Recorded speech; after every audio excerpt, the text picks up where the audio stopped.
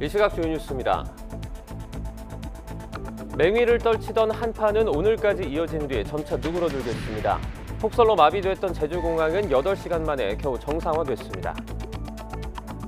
수원역에 있는 버스 환승센터에서 시내버스가 보행자들을 덮쳐 1명이 숨지고 15명이 다쳤습니다. 버스기사는 신호등이 바뀔 때 브레이크 대신 가속 페달을 잘못 밟았다고 진술했습니다. 경복궁 담벼락에 낙서한 20대가 구속됐습니다. 다만 먼저 범행을 한 10대는 소년의 경우 부득이한 경우가 아니면 구속하지 않는다는 이유로 영장이 기각됐습니다. 국민의힘 구원투수 등판을 앞둔 한동훈 전 법무부 장관이 비대위원 물색에 들어갔습니다. 민주당은 연일 맹공을 하면서도 내부적으로 한동훈발 쇄신 경쟁이 몰고 올 후폭풍에 촉각을 곤두세우고 있습니다. 미국 개인 소비 지출 가격 지수가 팬데믹 이후 처음으로 하락했습니다. 물가 안정 목표가 가시권에 들어오면서 내년 상반기 금리 인하 기대감은 더 커지고 있습니다. 이스라엘이 가자 지구내 안전지대라고 안내한 지역에 파괴력이 강한 900kg급 고용량 포탄을 일상적으로 투하했다고 뉴욕타임스가 보도했습니다. 현재 중학교 2학년이 치르게 될 2028학년도 수능에 심화수학은 도입하지 않기로 했습니다. 5등급 상대평가와 절대평가를 병기하기로 한 고등학교 내신에서는 사회과학의 융합선택 9개 과목에 대해서 절대평가만 실시됩니다. 정부가 일제 강제징용 문제 해법으로 내놓은 제3자 변제 방안이 또 시험대에 올랐습니다. 대법원 판결이 이어지면서 배상금 지급 대상이 계속 늘어나 재원 고갈 처지에 놓였지만 일본 정부와 기업의 성의 있는 호응은 아직 없습니다. 시청자 여러분 안녕하십니까? 굿모닝 YTN 1부 시작합니다. 밤이 가장 길다는 절기 동지인 어제 북극발 최강 한파가 절정을 이뤘습니다. 길게 이어진 한파와 폭설은 오늘까지 이어진 뒤 내일부터는 누그러질 전망입니다. 정혜윤 기자가 보도합니다. 상층 온도가 영하 40도에 달하는 북극 한기가 한반도를 뒤덮었습니다. 바다와의 온도차로 서해와 동해에는 마치 빗자루로 쓸어내리듯 보이는 눈구름이 형성됐습니다. 강력한 한기가 축적되고 밤사이 맑은 날씨에 기온이 더 떨어지며 한파가 절정을 이뤘습니다. 대관령 기온이 영하 20.4도, 서울도 영하 14.7도를 기록했고 광주 영하 9.6도, 부산도 영하 8.1도까지 떨어졌습니다. 이번 겨울 최저 기온입니다. 북극 한파는 주말까지 하루 더 이어진 뒤 성탄절을 하루 앞둔 휴일 낮부터 기온이 영상으로 오르며 누그러들겠습니다. 최근 지속되었던 강추위는 23일 아침까지 이어지겠고 23일 낮부터는 점차 기온이 오르며 25일 이후로는 평년 수준의 기온을 회복할 것으로 예상됩니다. 서해안의 눈은 주말 오전까지, 제주도의 눈은 주말 밤까지 이어진 뒤 그치겠습니다. 다만 해상에 형성된 눈구름이 내륙으로 유입되며 휴일 오전에는 서울 등 내륙 곳곳에 눈발이 날릴 것으로 보입니다. YTN 정혜윤입니다. 대설특보가 내려진 제주도에 많은 눈이 오면서 어제 오전부터 8시간 가까이 제주를 오가는 하늘길이 모두 막혔다 오후 늦게 재개됐습니다. 하지만 제주에는 눈이 계속 온다는 예보가 있어 안심할 순 없는 상황입니다. 윤웅성 기자입니다. 활주로가 하얀 설원으로 변했습니다. 대형 제설 차량들이 쉴 새 없이 눈을 치웁니다. 제주 공항 주변에 심어진 야자수 위로도 눈이 소복하게 쌓였습니다. 이틀째 대설특보가 내려진 제주에 많은 눈이 오면서 제주 공항에는 결항과 지연이 속출했습니다. 항공업계는 지금까지 약 2만 명 안팎의 승객이 제주에 발이 묶인 것으로 보고 있습니다. 지금 공항에 사람 너무 밀려 터져가지고 전쟁 난 것 같고 크리스마스 시즌이니까 숙소 잡기가 어려워가지고 당장 어디로 가야 되는지 모르겠는 상황이에요. 육지에서 제주로 향하는 항공편도 함께 막히면서 불편이 이어졌습니다. 사흘간의 크리스마스 연휴를 맞아 모처럼 여행을 가려던 시민들은 아쉬움을 삼켰습니다. 크리스마스 맞아서 가족 단위로 가는 여행이었는데 너무 아쉬워서 계속 기다리고 있는 상황이에요. 숙소도 다 예약을 해놓은 상태이고 렌트카도 다 예약을 해놓은 상태인데 이것도 지금 어떻게 해야 될까. 일부 항공기는 제주공항 부근까지 날아갔다가 돌아오기도 했습니다. 제설 작업 때문에 착륙이 불가능했기 때문입니다. 비행기 창문으로도 제주도가 보였을 때 이제 갑자기 안내 방송이 나와서 눈썰매도 타고 승마도 해보고 싶었는데 못 가게 돼서 아쉬웠어요. 제주 공항의 마비 여파로 제주에서 출발해 해외로 가는 항공기를 타려던 승객들도 발이 묶였습니다. 공항에 날씨가 안 좋았던 것도 아니잖아요. 제주도에서 늦게 와서 이렇게 된 거예요. 제주공항은 오후 들어 제설 작업을 통해 활주로 이용이 가능해졌지만 기상청이 지역에 따라 10cm 이상의 눈이 더 내릴 것으로 예보한 만큼 추가 결항 사태가 나올 수도 있다는 우려가 제기됩니다. YTN 윤웅성입니다. 제주에 눈과 함께 강풍이 이틀째 몰아치면서 크고 작은 사고가 잇따랐습니다. 제주소방본부는 어제 오전 8시 12분쯤 서귀포시 도순동에서 눈길 교통사고가 발생해 30대 남성이 다치는 등 이틀간 눈길 교통사고 8건이 발생해 11명이 다쳤다고 밝혔습니다. 또 이틀간 시민 19명이 낙상사고를 당해 119 구급대에 의해서 병원으로 이송됐고 그제부터 어제 오후 1시까지 구급 안전조치도 45건이 이루어졌다고 제주소방은 전했습니다. 강력한 한파와 함께 찾아온 이번 폭설은 주로 서해안 바닷가 지역으로만 집중되고 있는데요. 서해바다의 높은 해수면 온도와 바람의 방향 때문이라고 합니다. 오점곤 기자가 취재했습니다. 사흘 내내 계속해서 그칠 줄 모르는 눈. 어선들은 먼 바다로 나가지 못하고 항구에 발이 묶였는데 온통 하얀 눈을 뒤집어 썼습니다. 제설 차량이 계속 돌고 항구 주변 주민들도 눈삽을 들고 나섰지만 치워도 눈은 끝이 없습니다. 한 20년 전에는 차가 덮일 정도로 왔는데 하여튼 그 이후로 이게 처음이죠. 이렇게 많이 온 게? 네. 네, 이곳은 군산 비흥항 주변 바닷가인데요. 눈이 많이 내렸습니다. 무릎을 넘을 정도인데요. 계속해서 지금 눈이 내리고 있습니다. 그런데 비흥항 바닷가 쪽에서 전주 내륙 방향으로 조금만 움직이면 거짓말처럼 눈발은 사라집니다. 네, 이곳은 비흥항 바닷가에서 그렇게 멀지 않은 곳입니다. 육지 쪽으로 약간 이동을 했는데요. 이렇게 지금 눈이 오지 않고 있고요. 저렇게 햇볕까지 강하게 비추고 있습니다. 바닷가는 눈 펑펑, 내륙은 햇빛 쨍쨍. 차가운 공기가 상대적으로 따뜻한 서해 해수면과 만나서 그곳에서만 눈구름이 형성돼 발생하는 현상인데 바람의 영향도 큽니다. 서해상에서 발생한 해기 차이의 눈구름대에 의해서 영향을 주는데요. 바람의 방향에 따라서 북서풍이 불어 들어올 때는 해안가로 깊숙하게 들어올 수 있지만 조금 더 북풍에 가까운 바람이 불게 되면 해안가를 중심으로 내리게 되고요. 이 때문에 군산 선유도와 말도 등 전북 섬 지역엔 이번에 60cm가 넘는 많은 눈이 내렸습니다. 또 바닷가를 따라서 군산과 부안 고창 지역에도 20에서 30cm가량 많은 적설량을 기록했습니다. 많은 눈이 내리면서 전북에서는 비닐하우스와 축사 몇 곳의 지붕이 눈의 무게를 견디지 못하고 무너져 내리기도 했습니다. 지금 한 이틀 동안 눈이 지금 30cm 이상 와서 지난 저녁에 지금 붕괴가 됐어요, 하우스가. 그래서 현장 조사를 하러 이렇게 나왔습니다. 재난당국은 눈이 완전히 그치고 나면 시설 피해 접수가 조금 더 늘어날 것으로 판단하고 있습니다. YTN 오점곤입니다. 최근 강원 산간 지역을 중심으로 많은 눈이 내리면서 설경을 즐기기 위해 산에 오르는 분들이 많습니다.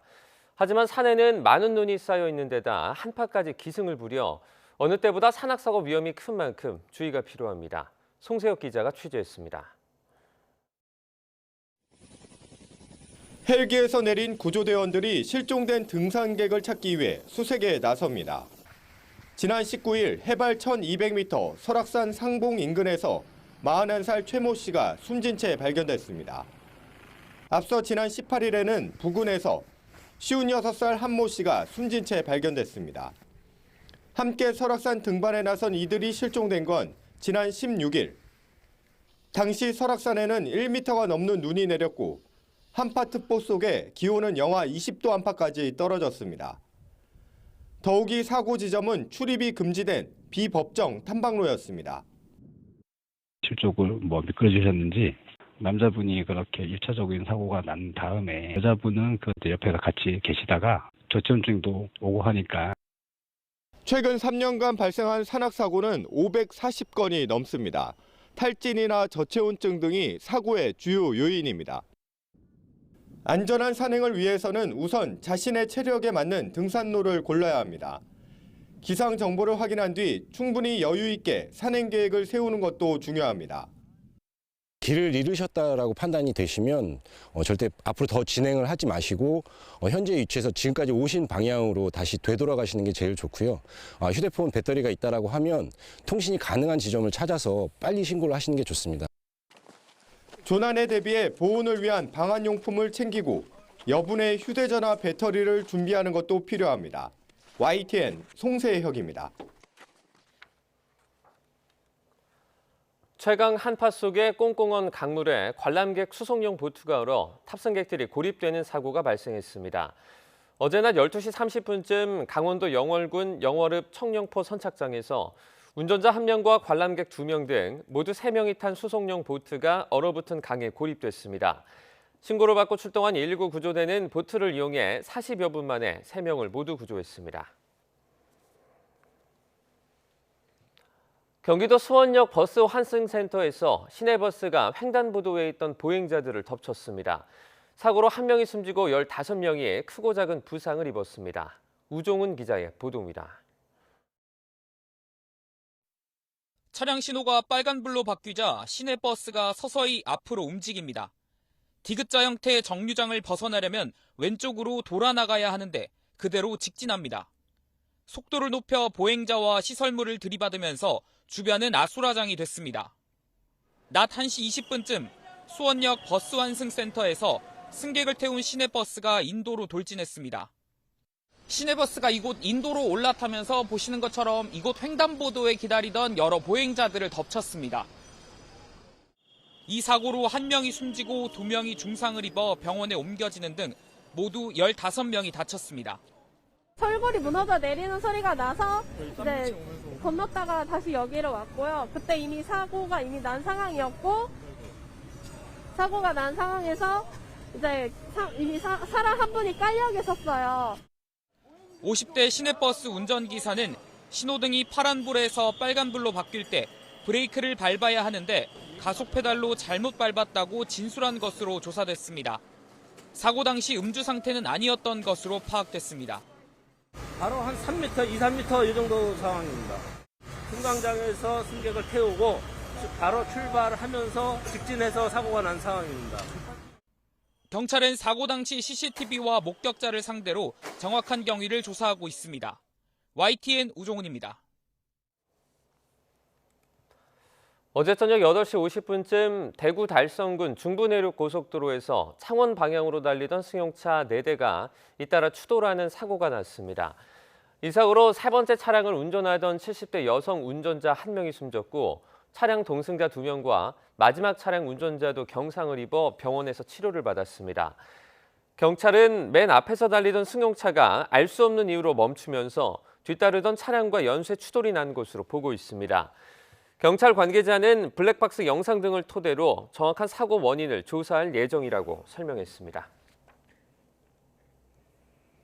국민의힘 비상대책위원장 임명을 앞둔 한동훈 전 법무부 장관이 공개 행보를 자제하며 비대위원 인선 구상에 본격 돌입한 것으로 알려졌습니다. 수도권과 중도, 청년층 표심을 공략할 이른바 중수청 인사를 대거 발탁할지 관심이 쏠리고 있습니다. 보도에 임성재 기자입니다. 국민의 상식과 생각이라는 나침반을 갖고 앞장서겠다며 포부를 밝힌 한동훈 전 장관은 첫 가늠자인 비대위원 물색에 들어갔습니다. 정식 임명 전이라 국회나 당사의 모습을 보이진 않았지만 연내 비대위 출범을 목표로 속도를 낼 것으로 보입니다. 특히 윤재옥 당대표 권한대행과 소통하며 지도부를 함께 꾸릴 인재풀 관련 정보 파악에 나설 것으로 예상됩니다. 궁금한 사항이라든지 이런 거를 물어보시면은 저희는 언제든지 곧 들어오실 거기 때문에요. 네, 필요한 자료는 말씀드리고 하겠는데. 당 안팎의 시선은 이제 비대위원들의 면면에 집중되고 있습니다. 국민의힘 당헌상 비대위는 최대 15명 규모로 꾸릴 수 있는데 한 전 장관과 당연직 2명을 뺀 최대 12명은 사실상 한 전 장관이 임명을 좌우할 수 있습니다. 한마디로 한 전 장관의 향후 당 운영 철학이 함축적으로 담기는 겁니다. 당내에선 영남당 이미지에 갇혀 수도권 위기론을 불러왔다는 지적이 많은 만큼 이를 고려한 인선 작업이 이뤄질 거란 관측이 나오고 있습니다. 현 지도부 역시 새로운 정치에 대한 기대감을 나타냈습니다.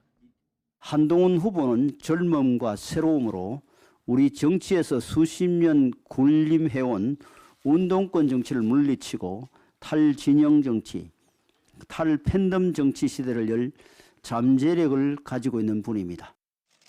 특히 중도층, 수도권, 청년층을 뜻하는 이른바 중수층을 끌어안을 수 있는 인물을 전면에 내세워야 한다는 목소리가 적지 않습니다. 1973년생으로 50세인 정치신인 한동훈 전 장관과 시너지 효과를 낼 수 있을 거란 취지입니다.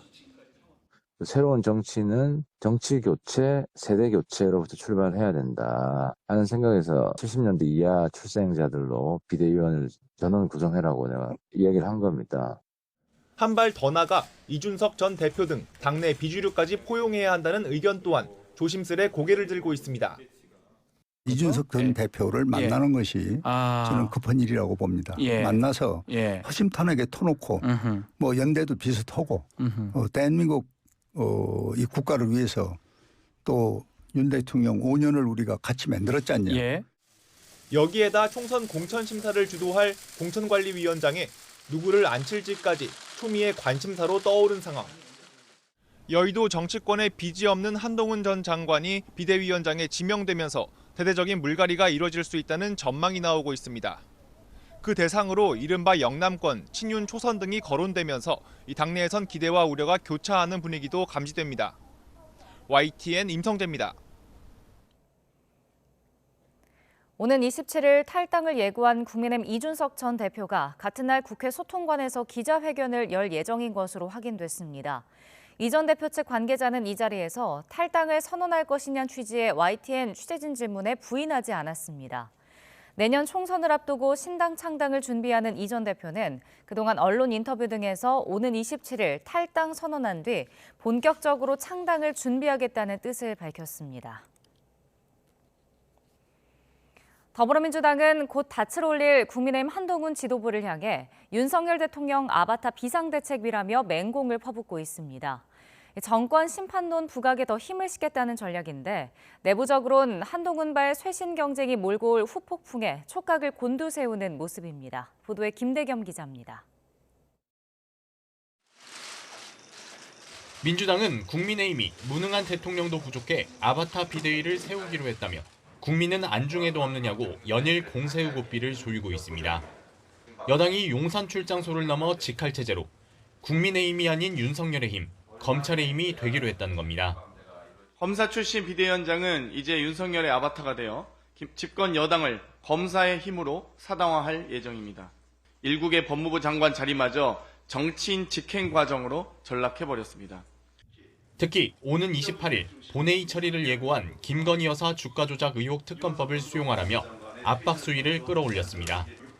김 여사 특검이 한동훈 비대위의 향방과 리더십을 가늠할 첫 시험대로 평가받는 만큼 전국 주도권 다툼에서 밀리지 않겠다는 의도로 풀이됩니다. 과감하게 할 소리 해주십시오. 특검도 받자. 대통령실과 둘러싼 각종 비리 의혹 이번 기회에 털어내고 당당한 대통령과 대통령실이 되면 좋겠다. 하지만 내부적으론 70년대생 젊은 엘리트 출신을 당의 얼굴로 내세운 여당의 변화가 전면적인 세대교체론으로 이어지진 않을지 긴장하는 분위기가 읽힙니다. 특히 전당대회 돈봉투 의혹으로 송영길 전 대표가 구속된 이후 당내에서 86 운동권 용태론이 분출한 게 부담입니다. 여기에다 보복운전 논란을 일으킨 이경천 부대변인 등 친명 원외 인사들의 이단 도덕성 문제가 인적 쇄신을 요구하는 목소리를 키우고 있습니다. 송영길 전 대표의 구속, 이것까지 겹쳐가지고 386 기득권 정치인에 대한 비판적 여론이 훨씬 더 커질 수 있다라고 보여집니다. 이제 좀 물러갈 때가 됐다. 검사 출신 여당 비대위원장의 등장이 이재명 대표 사법 리스크와 대비되는 것 또한 신경 쓸 수밖에 없는 대목입니다. 친명계 저장 정성호 의원이 한동훈 비대위원장은 절대 만만한 상대가 아니라며 당의 단합과 혁신을 강조한 건 물밑에서 흐르는 당내 위기감의 방증으로 분석됩니다. 민주당은 일단 한동훈 비대위의 등장이 내년 총선을 정권 심판론 구도로 치르는 데 나쁘지 않을 것으로 보고 초반 주도권 다툼에 총력을 기울이고 있습니다. 다만 이낙연 신당론으로 인한 당 분열과 내부 혁신 요구, 그리고 상수로 남은 이 대표 재판 리스크는 폭발력이 만만치 않은 위험 요소로 남아 있습니다. YTN 김대겸입니다. 더불어민주당 이낙연 전 대표가 고 김대중 전 대통령이 이선 후퇴를 여러 번 했듯 선거를 잘 치르기 위해 민주당에 그런 양보가 있었으면 한다며 사실상 이재명 대표의 사퇴를 거듭 압박했습니다. 이 전 대표는 어제 오후 MBC 라디오 인터뷰에서 선거라는 건 각 정당이 최상의 상태를 국민 앞에 보여드리면서 표를 달라고 하는 것이라며 이같이 밝혔습니다. 이어 이재명 대표가 일주일에 이틀 또는 사흘은 재판에 가야 하는 형편인데다 이른바 돈봉투 의혹 사건에는 20명 이상의 국회의원이 연루됐다는 의혹을 받고 있다며 이 상태로 선거를 치러 좋은 결과를 기대할 수 있겠느냐고 지적했습니다. 김건희 여사 특검법 등을 놓고 신경전을 벌이는 여야가 이태원 참사 특별법의 연내 처리 문제를 놓고 다시 충돌했습니다. 진상규명을 위해 특별조사위를 구성해야 한다는 야당과 재난의 정쟁화라며 반대하는 여당이 접점을 찾지 못하고 있습니다. 이준엽 기자의 보도입니다. 예산안과 함께 이태원 참사 특별법을 처리하려던 계획이 김진표 국회의장에 의해 제동이 걸리자 민주당은 한 발 물러섰습니다. 특별조사위만 제대로 가동된다면 특검은 양보할 수 있다며 의장의 중재안 수용 가능성을 시사한 겁니다. 총선 이후 법안을 시행할 수 있다는 의사도 내비쳤습니다. 유가족 측하고도 협의가 필요하기 때문에 최종적으로 협의 이후에 의장 중재안을 수용할지 여부는 판단하겠는데 기본은 하여간 여야가 합의해서 통과됐으면 좋겠다 생각 갖고 있습니다. 여당이 문제 삼는 특검과 총선 전 법안 시행은 양보할 수 있으니 무조건 반대만 하지 말고 합의에 나서란 일종의 대여 압박으로 해석됐습니다. 국민의힘은 재난의 정쟁화를 멈추라며 반박했습니다. 특히 과거 세월호 참사 특별조사위원회가 세금 수백억 원을 들여 조사와 수사를 반복했지만 소모적인 정쟁만 재생산하고 사회적 애도의 감정은 퇴색시켰다고 주장했습니다. 특별법은 진상조사보다는 피해자 지원과 재발 방지에 초점을 맞춰야 한다는 겁니다. 국가적 참사에 따른 후속 법안은 사회적 아픔을 치유하고 봉합하는 방향으로 나아가야지 갈등을 확산하는 방식으로 이루어져서는 안 됩니다. 한마디로 야당이 주장하는 특조위 구성은 받아들일 수 없다고 못 받고 유족과 부상자 지원 등을 위한 별도의 법안을 추진키로 했습니다. 양측의 입장차가 팽팽한 상황에서 법안 상정에 열쇠를 쥔 김진표 의장은 여야 합의를 거듭 강조하고 있습니다. 이 법안만큼은 여야가 합의해서 처리되기를 간곡히 부탁을 드리면서 이런 이유로 오늘 의사일정 변경 동의의 건을 처리하지 않는 것을 이해해 주시기 바랍니다. 민주당은 연내 통과를 바라는 유족의 뜻에 따라 올해 마지막 본회의인 오는 28일 이태원 참사 특별법을 처리해야 한다고 요구하고 있습니다.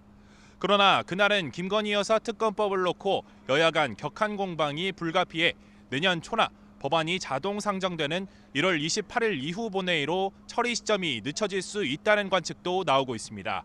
YTN 이준엽입니다. 백현동 비리 수사 무마 의혹과 관련해 민간업자에게 금품을 수수한 혐의를 받는 경찰 총경 출신 변호사가 구속됐습니다. 서울중앙지방법원은 어제 변호사법 위반 혐의를 받는 총경 출신 곽정기 변호사가 증거를 없앨 우려가 있다면서 구속영장을 발부했습니다. 다만 고검장 출신 임정혁 변호사에 대해선 방어권을 보장할 필요가 있다며 구속영장을 기각했습니다. 김홍일 방송통신위원장 후보자가 아파트 청약 자격을 얻기 위해 지인의 주소지로 위장 전입했던 것으로 확인됐습니다. 더불어민주당 이인영 의원실이 김 후보자로부터 제출받은 인사청문 답변 자료를 보면 김 후보자는 서산지청 검사 재직 시절 사직 후 대전에서 거주할 계획이라 민영 아파트 청약 자격을 빨리 얻기 위해 지인의 주소지로 전입했다고 밝혔습니다. 김 후보자는 지난 1988년 9월 대전지검 서산지청 검사로 부임한 뒤 서산 지역 한 연립주택에 전입 신고를 했지만 불과 2달 뒤 다시 대전 소재 주공 아파트로 주소지를 옮겼습니다. 인사청문 자료와 주민등록 초본을 보면 김 후보자는 실제로 1990년 3월 대전 지역 아파트 분양에 당첨된 것으로 확인됐는데 이후 해당 아파트에 거주하지 않고 1995년에 매도했습니다. 신도들을 성폭행에 복역한 뒤 출소하자마자 또 성범죄를 저지른 기독교 복음 선교회 JMS 정명석 총재에게 법원이 중형을 선고했습니다. 재판부는 손바닥으로 하늘을 가려보겠다는 의도로 피해자들에게 심각한 2차 피해를 일으키는 등 죄질이 나쁘다고 판단했습니다. 보도에 이상곤 기자입니다. 기독교 복음 선교회 JMS 정명석 총재는 신도들을 성폭행해 징역 10년을 선고받아 복역하다가 지난 2018년 2월 출소했습니다. 이후 3년 6개월 동안 외국인 신도 2명과 한국인 신도 1명에게 성범죄를 저지른 혐의로 다시 재판에 넘겨져 법정에 섰습니다. 대전지법은 준강간과 강제추행, 무고죄 등을 인정해 정 씨에게 징역 23년을 선고했습니다. 또 위치추적 전자장치 부착 15년과 신상공개 10년, 아동청소년 등 관련기관 취업 제한 10년을 명령했습니다. 재판부는 피고인이 순종하던 여신도들과의 인적 신뢰관계나 심신장애 상태를 계획적으로 이용했다며 죄책이 무겁다고 말했습니다. 이어 조직적으로 수사를 방해했고 손바닥으로 하늘을 가려보겠다는 의도로 피해자들에게 심각한 2차 피해를 일으켰다고 지적했습니다. 1심 판결은 정 씨 측이 법관 기피 신청을 2차례 내면서 1년 2개월 만에 나왔습니다. 재판부는 정 씨가 기피 신청권을 남용해 재판을 지연시키는 등 형사사법권의 적정한 행사를 방해했다고 말했습니다. 이어 수사와 재판의 공정성에 대한 국민의 신뢰를 중대하게 훼손해 범행 이후 정황도 좋지 않다며 대법원 양형 기준을 넘은 벌을 내린 이유를 설명했습니다. 시간이 너무 오래 걸려서 이제 피해자들이 겪은 이제 고통 이런 것들을 생각하면 좀 늦었다는 생각이 들지만 판결 결과에 대해서는 저희는 재판부가 엄정하게 합리적인 판단을 해주셨다고 생각하고 있습니다. JMS와 교인들은 1심 선고를 전후해 법원 앞에서 공정한 재판이 이루어지지 않았다고 주장하며 유감을 표했습니다. 절차와 상식을 위반한 재판의 진행은 계속되었고 결국 도저히 납득할 수 없는 오늘의 결과가 나오게 되었습니다. 본 선교의 성도들의 통분의 심정은 그 무엇으로도 억누를 수가 없습니다. 신도 18명이 더 정 씨에게 성범죄를 당했다고 신고해 경찰과 검찰이 추가 수사를 진행하고 있는 가운데 검찰은 판결문을 받아본 뒤 항소 여부를 결정할 계획입니다. YTN 이상곤입니다. 오늘 새벽 4시 34분쯤 전북 장수군 북쪽 17km 지역에서 규모 3.0의 지진이 발생했습니다. 진앙은 북위 35.8도, 동경 127.53도고 지진 발생 깊이는 6km로 파악됐습니다. 기상청은 지진 발생 주변 지역은 흔들림을 느낄 수 있으니 안전에 유의해달라고 설명했습니다. 경복궁 담벼락에 가수 이름과 앨범 제목을 써 문화재를 훼손한 20대가 구속됐습니다. 서울중앙지방법원은 어제 문화재보호법 위반 혐의를 받는 20대 남성 설모 씨의 구속영장을 발부했습니다. 다만 같은 혐의를 받는 17살 남성 임모군에 대해선 소년의 구속영장은 부득이한 경우가 아니면 발부할 수 없다며 영장을 기각했습니다. 설 씨는 임군 범행을 모방해 경복궁 영추문에 스프레이로 특정 가수 이름과 앨범 제목을 쓴 혐의를 받습니다. 마약 투약 혐의를 받는 배우 이성균 씨가 오늘 세 번째 경찰 조사를 받습니다. 인천경찰청 마약범죄수사계는 오늘 마약 투약 혐의를 받는 이 씨를 소환해 조사할 계획입니다.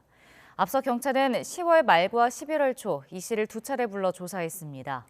이 씨는 강남의 유흥업소 실장 김모 씨 자택에서 대마초와 케타민을 여러 차례 피우거나 투약한 혐의를 받습니다.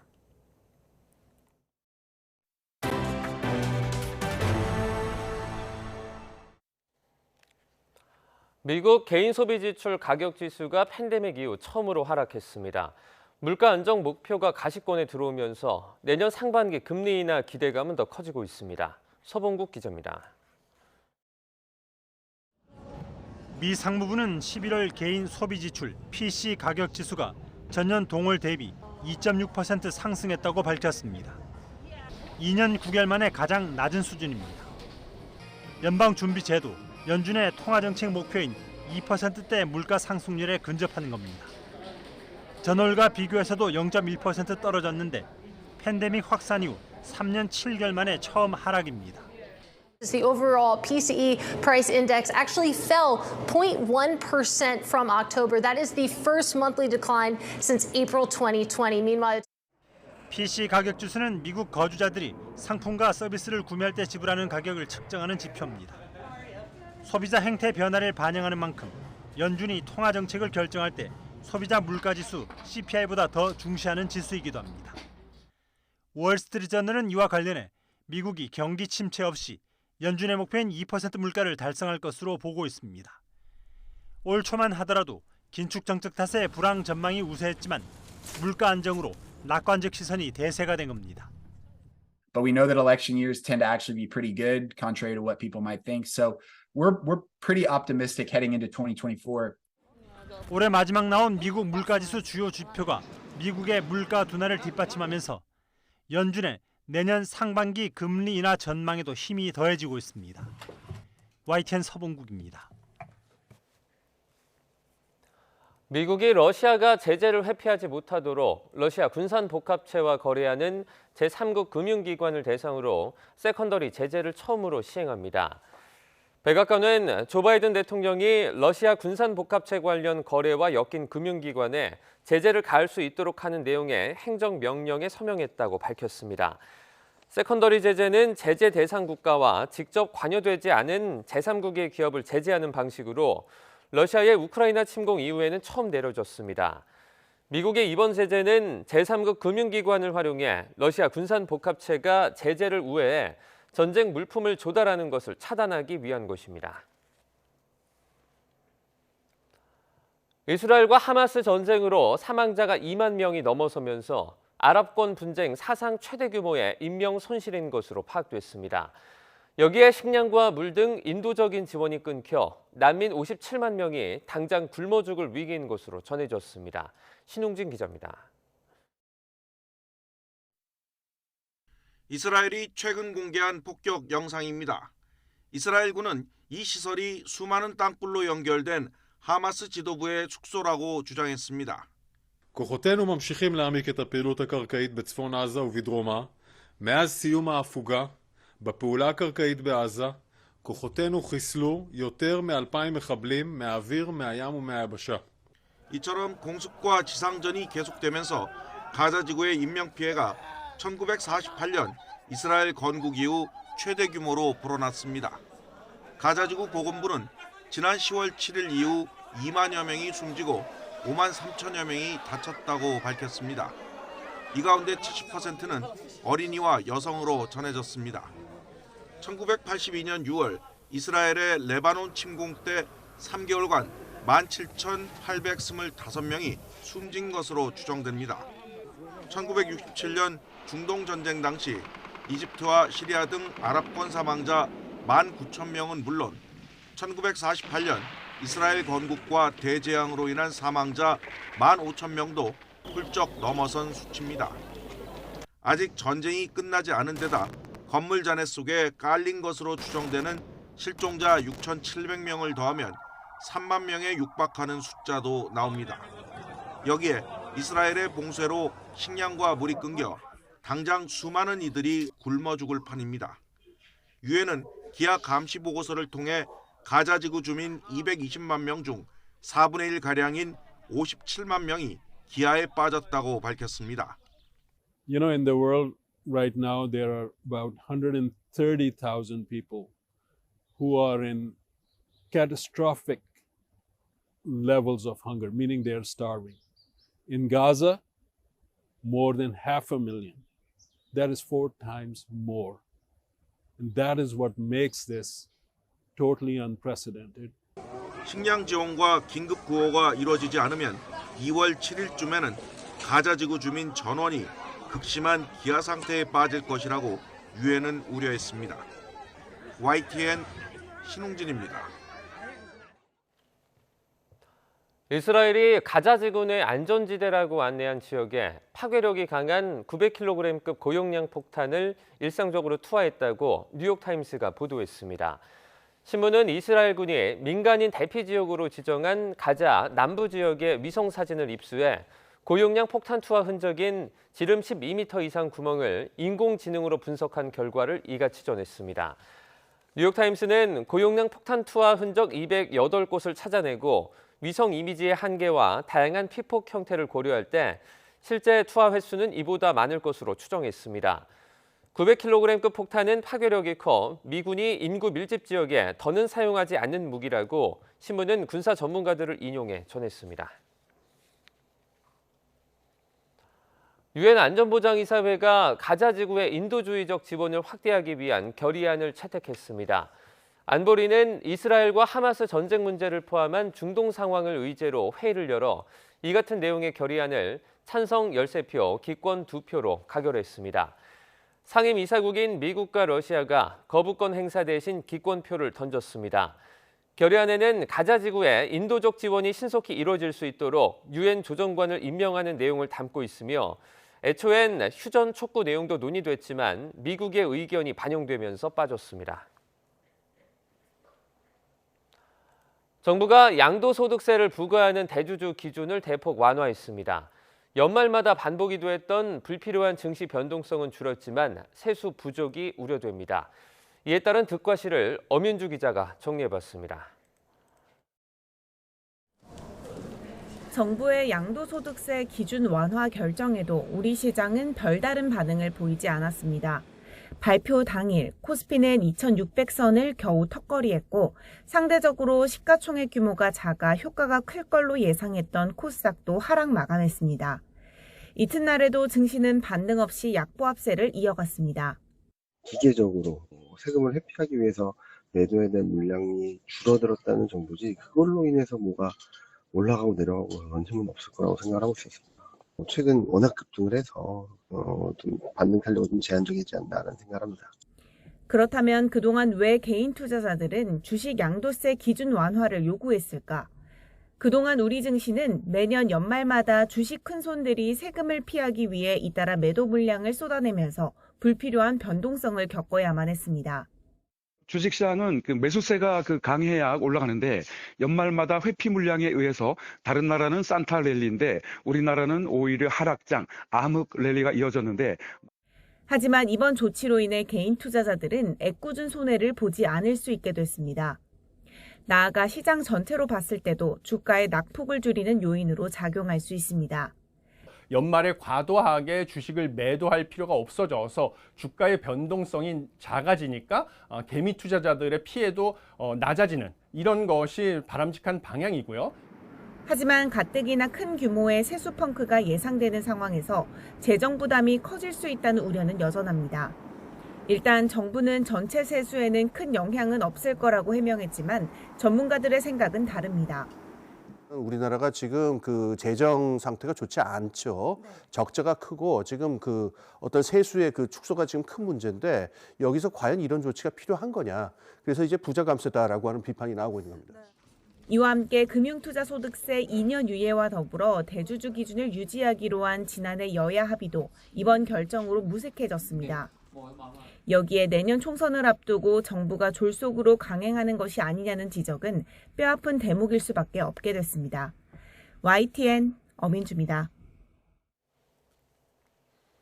금융감독원 자본시장특별사법경찰은 그제 자본시장법 위반 혐의를 받는 박순혁 작가와 선대인 경제연구소장 자택 등을 압수수색했습니다. 박 작가는 금양기업설명 이사로 재직하던 지난해 8월 콩고 리튬 지원 개발 회사와 업무 협약 체결을 추진한다는 미공개 정보를 선 소장에게 전달한 혐의를 받습니다. 선 소장은 이 정보를 토대로 금양 주식 8만여 주를 매수해 7억 5천여만 원의 부당 이득을 챙긴 혐의를 받습니다. 박 작가는 밭대리 아저씨라는 별명으로 2차 전지 투자 열풍을 주도한 인물입니다. 3년 동안 이어진 대한항공과 아시아나항공 인수합병 과정이 결국 또다시 해를 넘기게 됐습니다. 아시아나항공 화물여객 사업 분리매각으로 구부 능선을 넘었지만 아직 남은 과제도 산적해 있습니다. 윤혜리 기자의 보도입니다. 지난 2020년 11월 아시아나항공을 인수할 대상자로 대한항공을 보유한 한진그룹이 낙점됐습니다. 두 항공사의 결합으로 세계 10위의 초대형 국적 항공사가 탄생할 것으로 기대를 모았습니다.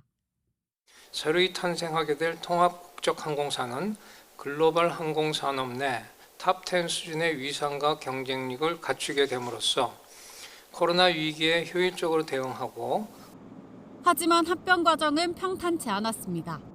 대한항공이 전 세계 화물과 여객을 아우르는 독점적인 지위를 얻게 되는 만큼 주변국들의 승인을 거쳐야 하기 때문입니다. 현재 기업 결합 승인 대상 14개국 가운데 유럽과 미국, 일본 3개국의 승인만 남았습니다.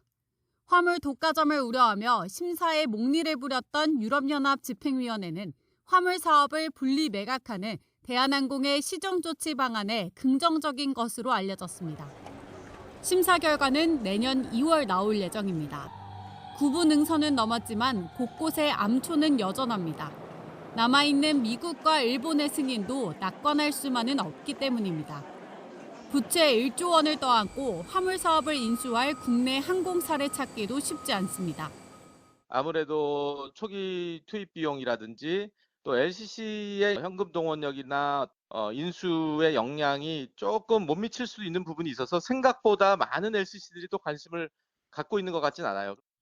대한항공은 미국과 일본과 시정조치 방안을 협의해 경쟁 제한 우려를 해소하고 내년 말 아시아나 항공 인수를 차질 없이 추진하겠다는 계획입니다.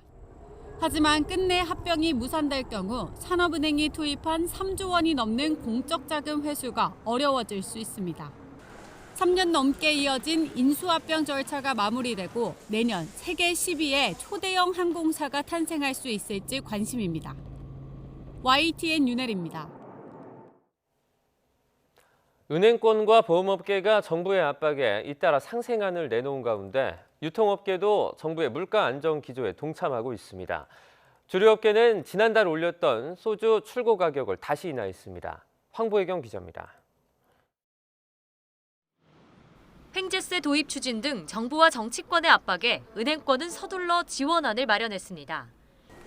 2조 원 규모를 투입해 대출금을 갚기 어려운 자영업자와 소상공인에게 1인당 최대 300만 원까지 이자를 돌려주기로 한 겁니다.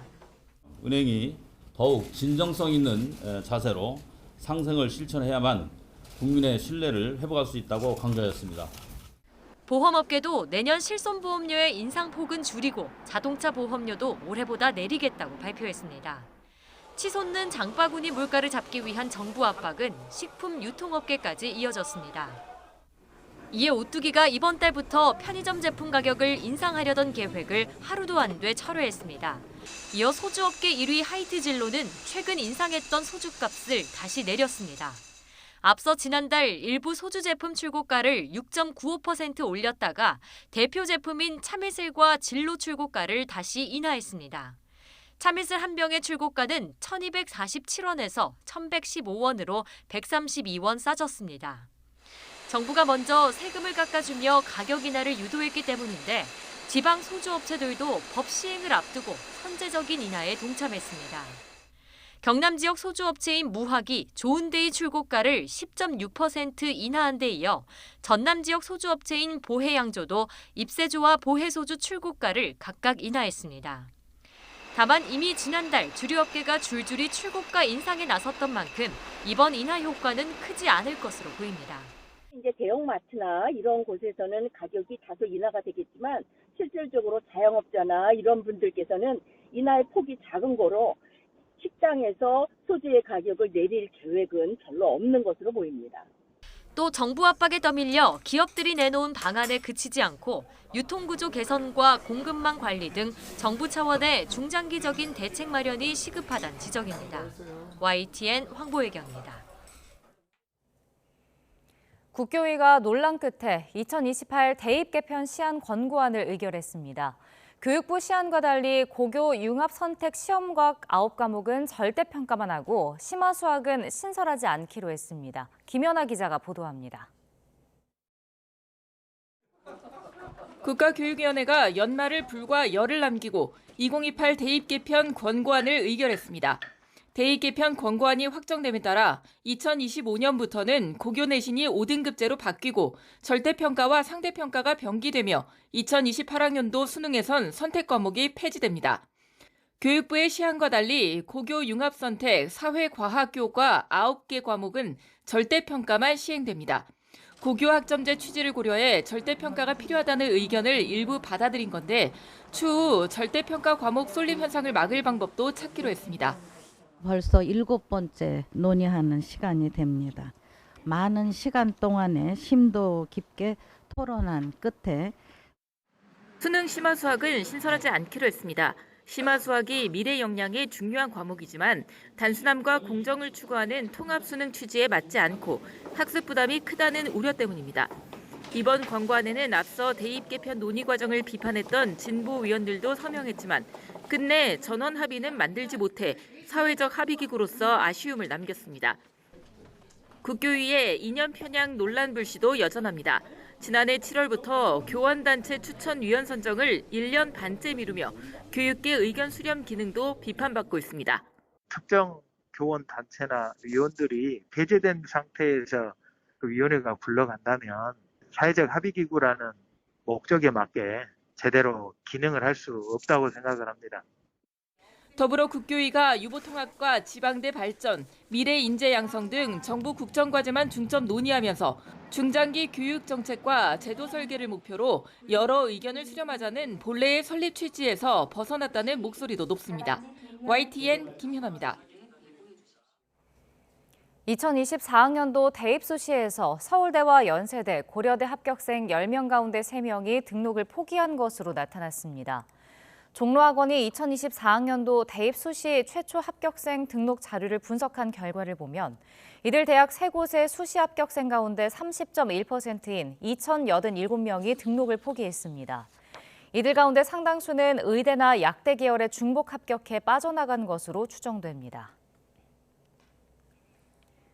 북극 한파가 남하하면서 중국에서는 발에만 바다가 얼고 산둥지방에 74cm의 폭설이 내렸습니다.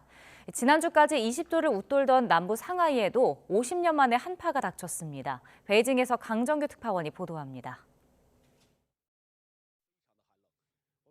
중국 최북단 항구인 보하이만의 판진항, 해수면이 얼음으로 뒤덮였습니다. 영하 20도 안팎의 한파에 바닷물마저 얼어버린 겁니다. 海冰的分布面积已经达到了6955平方公里，已经是覆盖了超过22%以上的辽东湾的海域的。 눈밭으로 뛰어드는 이 남성, 머리 꼭대기까지 파묻혀버립니다. 야외 주차장에서 내 차를 꺼내는 이 일은 차라리 발굴 작업에 가깝습니다. 교통 지옥이 펼쳐지자 배달원들은 아예 물품 상자를 썰매처럼 끌고 다닙니다. 중국 산둥반도의 끝자락 웨이하이에 최대 74cm의 폭설이 내렸습니다.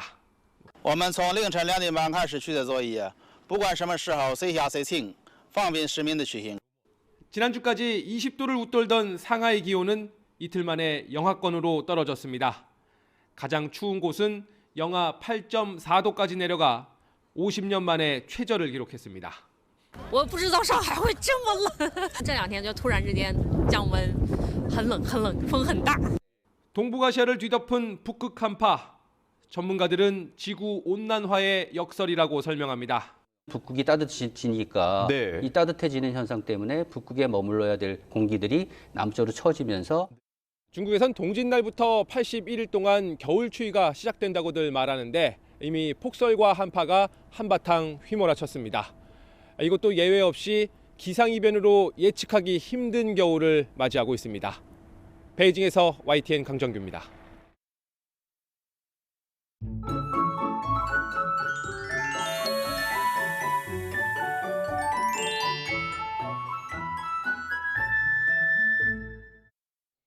성달 주말 연휴가 시작됐습니다. 여전히 꽁꽁 얼어붙었는데요. 대부분 지방에 한파특보가, 특히 중부를 중심으로는 한파경보가 내려져 있습니다. 현재 서울 기온은 영하 12.6도, 청주가 영하 10.4도로 여전히 강추위 보이고 있고요. 낮 기온은 어제보다 높겠지만 영하권 추위가 이어집니다. 서울이 영하 2도, 청주 영하 1도로 예상됩니다. 오늘 전국이 맑겠지만 제주도에는 눈이 오겠고 동쪽 지방은 건조한 날씨가 이어집니다. 불씨 관리 잘 해주시길 바랍니다. 성탄 전날인 내일은 전국에 눈 소식이 있고요. 성탄절인 모레는 새벽에 수도권과 충청 북부에 눈 예보 들어있습니다. 날씨였습니다. 굿모닝 YTN 1부 마칩니다. 잠시 후 5시 50분 2부에서 뵙겠습니다.